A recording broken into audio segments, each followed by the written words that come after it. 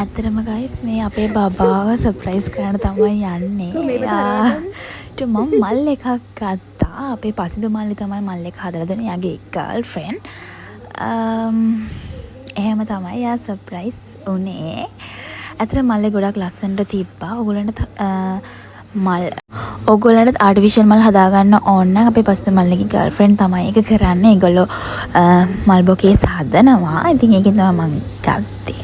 ඇත්තට මේ බෑග් එක ගැන කිව්වොත් ඒක ශනිකව හදපු දෙයක්. මට මයිමියාක තමයි ඒකට උදව් කරේ. ඉතින් ඒක ඇතුලේ තියෙන නම් යාට පොඩි gift එකක්.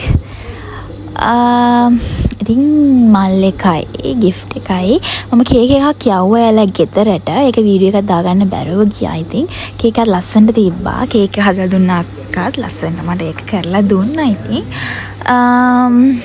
අතට මෙයා ගොඩක් සතුටු වුණා. අතට මේ එදා නෙමෙයාගේ බර්ත්ඩේ එක තිබ්බේ. මට යව හම්බුනේ එදා.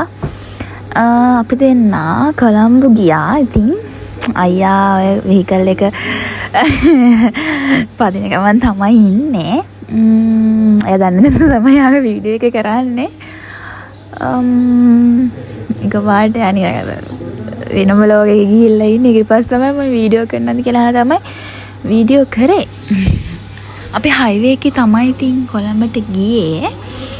ඉක්මනට යන්න ඕනේ හින්දා. ඒතර මම ඕෆ් වෙලා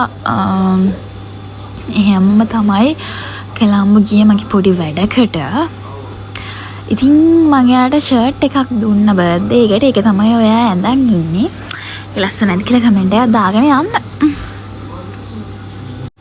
ඔයගොල්ලන්ටත් මල් බොකීස් කේක් එකම හදාගන්න ඕන නම් ඒක ලස්සනයි නම් මට කමෙන්ට් එකක් දාන්න. මම කියන්නම් ඒගොල්ලෝ ඩිලිවර් කරනවා කොහොමද හදාගන්න පුළුවන් කියලා. අපේ අය එන ගැම්මට දැන් මේවා වීඩියෝ කරා කියලා කිව්වා. දැන් ඉතින් ගැම්මට යනවා වීඩියෝ එකට පේන්න. අතලා වීඩියෝ එකට පේන්න කිය නැති වෙලාවේ නම් එයා නෝමලි හිටියේ. ඒ කියන්නේ වීඩියෝ කරන්නේ නැහැ කියලා. එතන පස්සේ හරි කිව්වා මේ වීඩියෝ එකක් ගන්නවා ලස්සනට ඉන්න කියලා. අයියා ඇත්තටම කැමති තැඹිලි බොන්න. ඉතින් එයා මටත් තැඹිලි බොන්න පුරුදු කරනවා. මම සාමාන්‍යයෙන් බොන්න කැමති නෑ. ඔය රස දේවල් වලට තමයි කැමති. එයා මට තැඹිලි එකක් අරන් එනවා.